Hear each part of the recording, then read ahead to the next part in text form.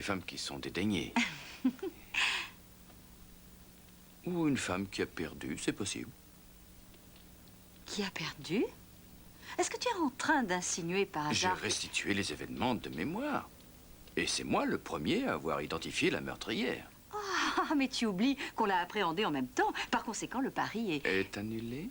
J'en ai peur. Et pourtant, tu mourrais d'envie de lever le voile sur un peu de mon passé tumultueux. Et sans parler de ce week-end à Paris. On aura plus de chance une prochaine fois. Sans doute, mais pourtant, nous n'avons pas ménagé nos efforts. 2 limiers au flair redoutable lancés dans l'inconnu, en prise directe avec les insondables mystères d'un autre monde. Tu veux en venir où exactement? Un compromis. 6 mois de ma vie contre une nuit de la tienne. C'est ton ancêtre, le fantôme? Si c'est lui, c'est gentil de sa part.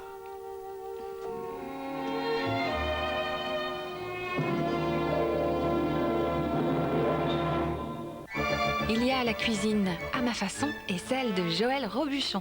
Bon appétit, bien sûr, tout de suite sur France 3.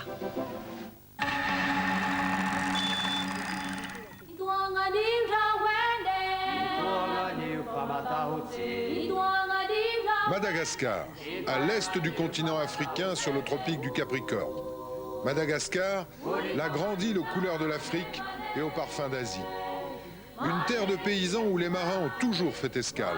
5000 km de côte, habitée dans le sud par l'un des derniers peuples de la mer, les Wedzo.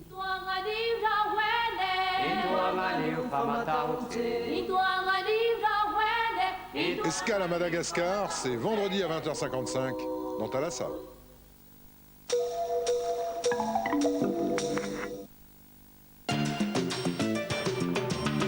Avec Palmolive Sensation Printemps, c'est le printemps à chaque vaisselle. Vous aimerez ces 3 parfums. Palmolive, fraîcheur du jardin. Palmolive, fraîcheur des alizés. Et Palmolive, fraîcheur du verger. C'est si propre et si frais que c'est le printemps à chaque vaisselle. Avec les nouveaux Palmolive Sensation Printemps. Et arriva le premier single de Rydell. L'été sera torride avec Rydell. Rydell et Arriba, la fièvre de l'été.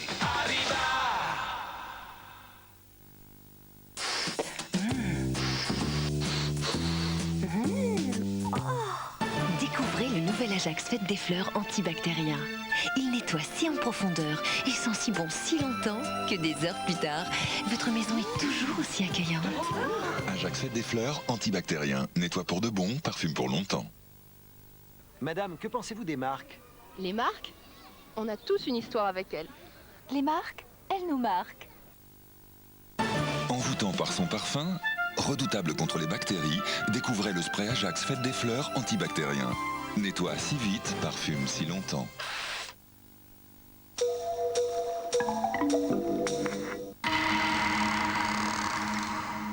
Vous avez le droit de garder le silence. Vous avez le droit de consulter un avocat. Si vous n'avez pas les moyens de payer un avocat, on vous en commettra un d'office.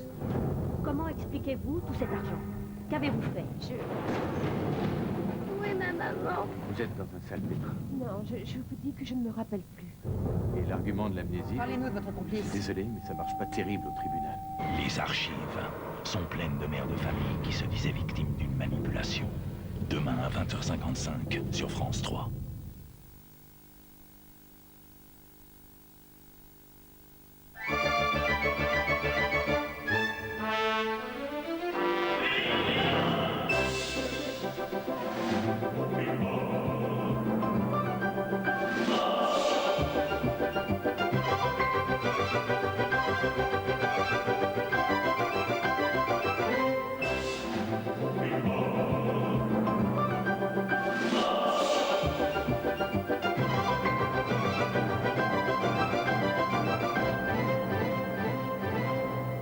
Bonjour. Le mercredi, c'est le jour des gourmands. Et avec Jacques Guyot, nous allons vous concocter un dessert qui est une grande spécialité de sa région, le phare breton. Mais avant, retrouvons Jacques dans une ferme.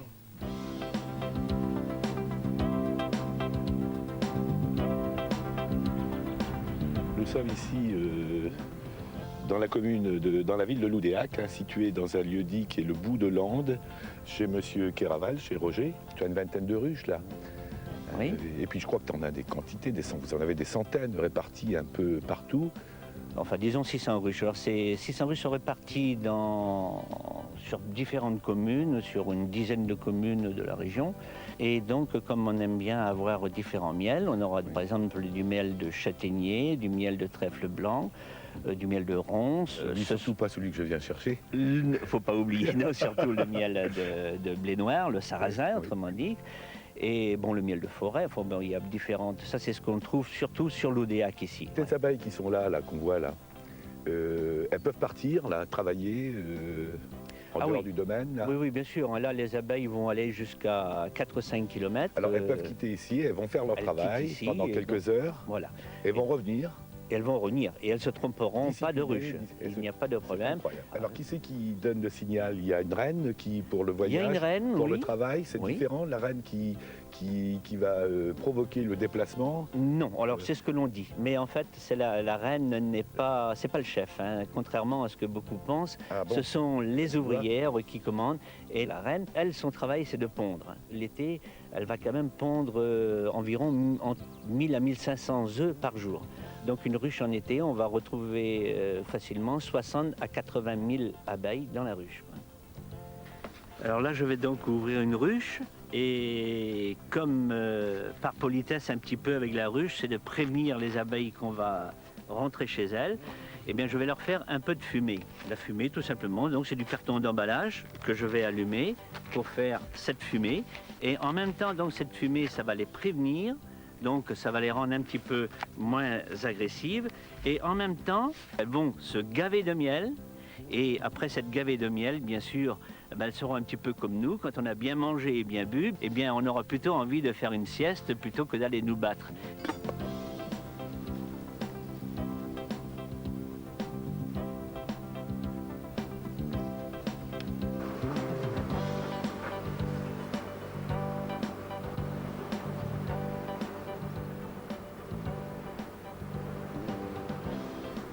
Alors là, vous en avez une avec du pollen marron, enfin marron clair. Et là, vous en avez une avec du pollen bien jaune. Alors, dans la partie haute du cadre, donc ici, on retrouve, ça c'est le miel, vous voyez la couleur, et ici, ça c'est du couvain.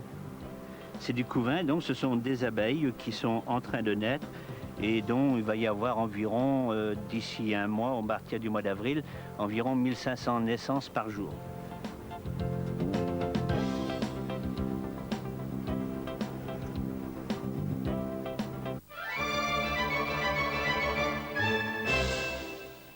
Aujourd'hui, nous allons faire la recette phare de Bretagne, une sorte de flan au pruneau appelé phare breton.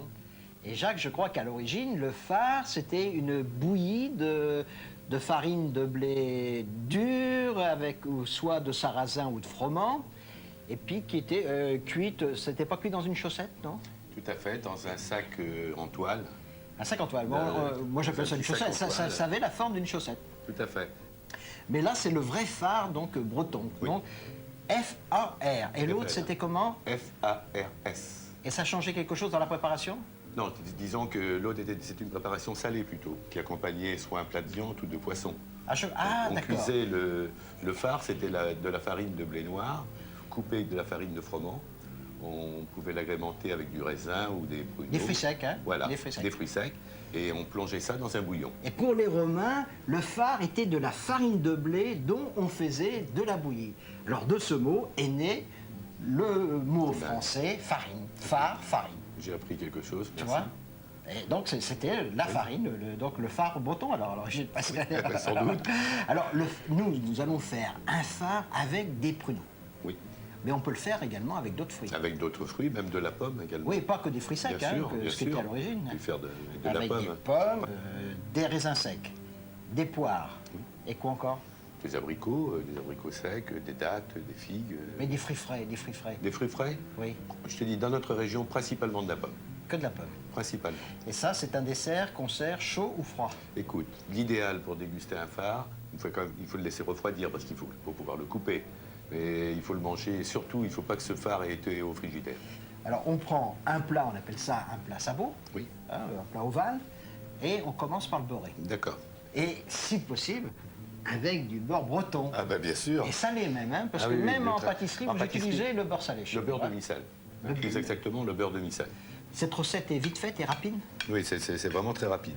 C'est très simple à faire? Oh oui, les enfants, c'est la journée des enfants, n'est-ce pas? Et tu crois que les enfants sont capables de faire cette recette? Bien sûr, et puis en plus, si alors, tu veux... peut-être quand même pour le cuire, alors si c'est rapide, il faut peut-être préchauffer le four. Ah, il faut que nous repêchons notre four à 150 degrés. Alors, le plat est bien beurré. Voilà. Et que faisons-nous? Eh bien, nous allons chercher des œufs, du lait, de la farine. On va chercher les œufs? Oui. Ah bon, on va directement à la ferme, là? On va à la ferme. Non, nous allons prendre des œufs, de la farine, du lait, et les pruneaux, et des gousses de vanille aussi. Et on va tout mélanger ensemble? Oui, bien sûr. Et la recette sera finie? Ça sera terminé. Mettra au four. Plus simple, c'est pas possible. C'est pas possible. Alors, le four est allumé à 150 degrés, notre plat est beurré, on le laisse à température ambiante, c'est pas la peine de le mettre au réfrigérateur. Ce n'est pas nécessaire. Nous avons pris un saladier, nous avons cassé 3 œufs, donc nous avons les jaunes et les blancs. Et maintenant, on va commencer l'appareil à phare. Hein. L'appareil à phare. Alors, éclaire-moi. Alors, je casse les œufs rapidement. 3 œufs. J'ajoute les 80 grammes de sucre. 80 grammes, hein? 80 grammes. De sucre en poudre. Parce que j'y ajoute une cuillère à soupe de miel aussi. Du miel. Du Mais miel. quel miel? Ah, pas n'importe lequel. Du miel breton. Oui. On en fait qu'en Bretagne de ce miel? Je ne pense pas, mais enfin, c'est un miel de blé noir, donc issu... Alors, un miel de blé noir. Vous connaissez? Moi, je ne connaissais pas. C'est la première fois. Alors, c'est quoi le miel de blé noir? C'est le miel, c'est l'abeille va bretonne? butiner comment... bah oui, va des butiner abeilles comment la bretonnes fleur ou- de sarrasin. Ah, c'est la fleur de sarrasin. C'est issu C'est comment du la fleur de sarrasin. sarrasin? Je ne sais pas du tout. C'est un peu... C'est une grosse fleur? assez C'est foncé. une petite fleur? Non, c'est une petite fleur. Une petite fleur Oui, foncée? oui. Et le miel est noir comme Oui, ça? il est Parce très que là, on foncé. le voit, il est très Il très est- noir. On dirait, oui. on dirait du Et caramel. Il est intense son goût. Alors, est-ce que c'est un miel qui se cristallise aussi, quelquefois, Oui, non? oui, bien sûr, oui. Parce que, contrairement à des idées reçues, beaucoup de personnes pensent que le miel, quand il est cristallisé, il est moins bon. Ben non, c'est le contraire. Un miel cristallisé est toujours meilleur qu'un miel qui n'est pas cristallisé. Et puis, quand il est cristallisé, ben, si on le veut, si on l'aime liquide, on le passe un petit peu au micro-ondes et il redevient liquide, non? C'est vrai. Alors, là, on en met conseil. combien? Moi, juste une cuillère. Une cuillère à soupe. Une cuillère, oui. On peut mettre n'importe Allons-y. quel miel, quand même. Un miel de... Bien sûr.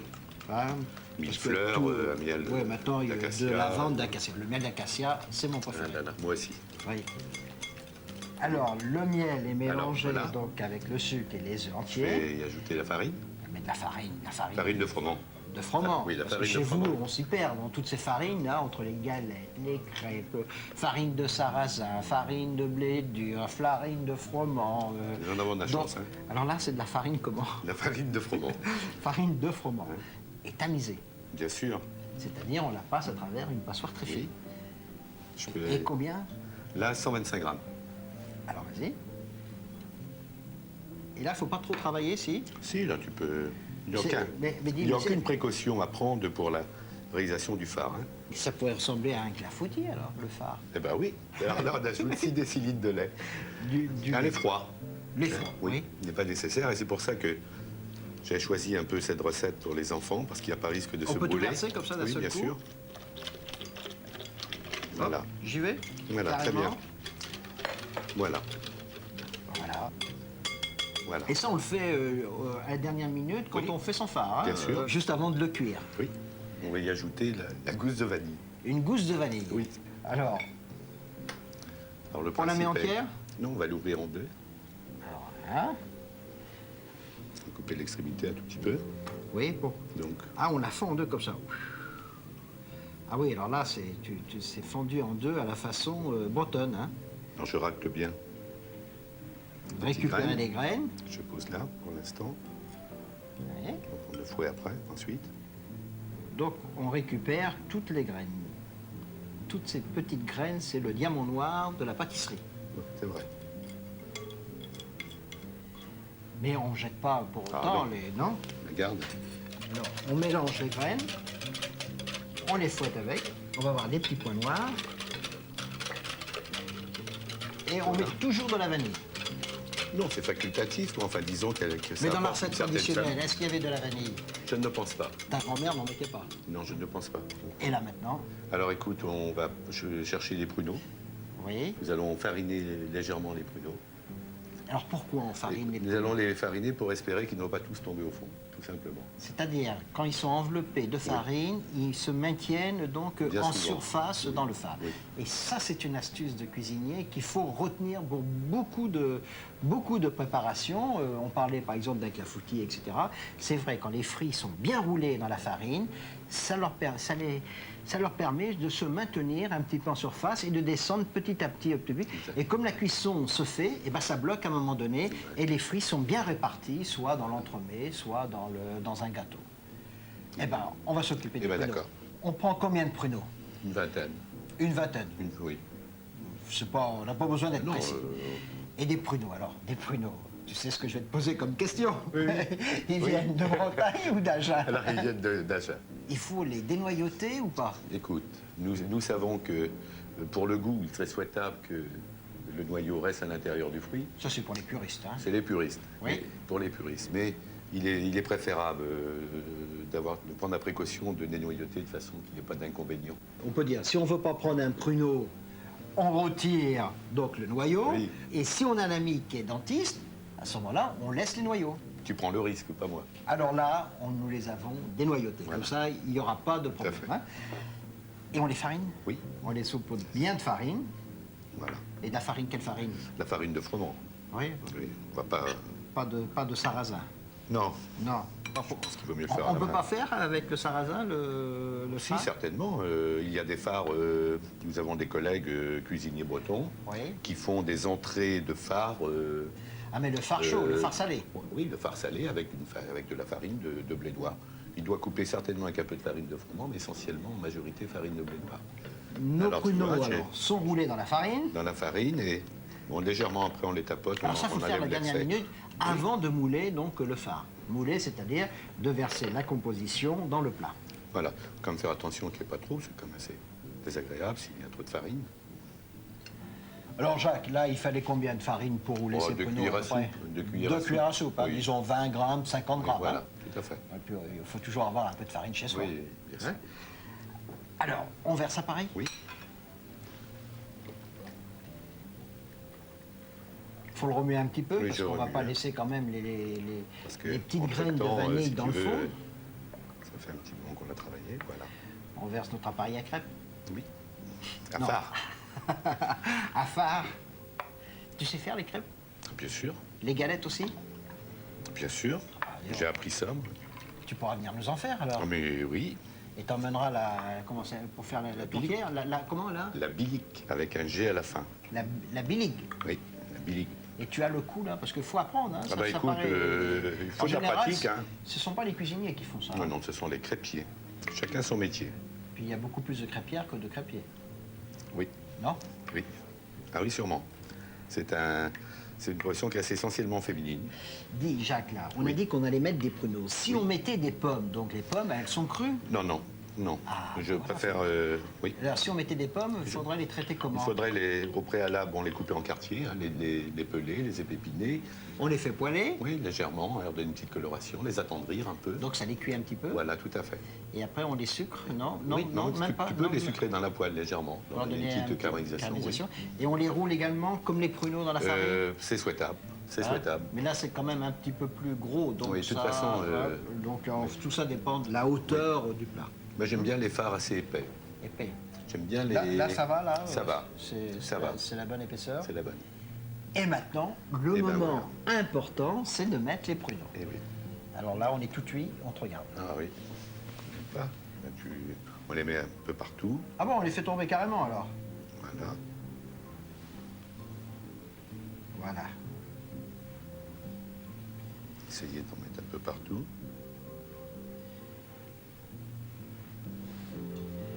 Alors, on les pose dessus et on les laisse tomber. Mais on ne les fait pas tomber de trop, hein, Non. pour qu'ils restent mais il y en a qui vont être un petit peu donc au milieu, un peu, grâce à la farine. En surface. Ils nagent.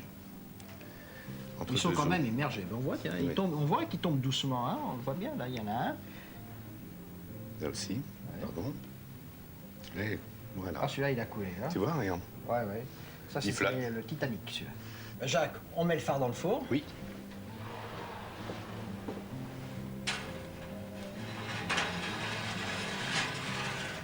Voilà. Et Jacques, on le laisse combien de temps, le phare? Eh bien, écoute, une petite heure, à 150 degrés. C'est-à-dire, il doit être bien doré. Ah là là, oui. Le phare, à 55 minutes, on peut le retirer? Ben écoute, on va regarder. C'est pas temps. La couleur est belle? Oui. Voilà. Il est superbe, ce phare, Jacques. Il est pas mal. Il est pas mal? Oui. Il est bien doré. Oui. On voit là, les pruneaux sont montés en surface, ils ont gonflé, là, ils ont presque doublé de volume. Et là, c'est pour combien de personnes? 4 personnes, Joël. Pour 4 personnes? Oui, 4 bons mangeurs. Hein. Ah ouais, alors là, moi... Ne mégote pas, hein, 4 personnes. Moi, je prends pension chez toi. Eh ben, hein, quand tu hein. veux. Et on le mange comment? Et on le mange pas froid. C'est-à-dire chaud alors? Non, pas chaud. Non, je pense alors, que ni c'est un chaud peu ni froid. Ça, c'est une réponse de Normand, pas de Breton. C'est une question de quelqu'un qui aime les choses précises et qui dit que il faut surtout pas qu'il aille au frigo, si tu veux. C'est-à-dire qu'il faut le manger alors tiède, à température ambiante. Voilà. Le restant, on peut le manger le lendemain. Oui, mais on ne le jette pas. Non, mais d'abord, ça se mange puis ça se mange tout de suite. Il n'y a pas de reste là. Alors, pour être bien éclairé et réussir ce phare breton, regardez les points importants de la recette.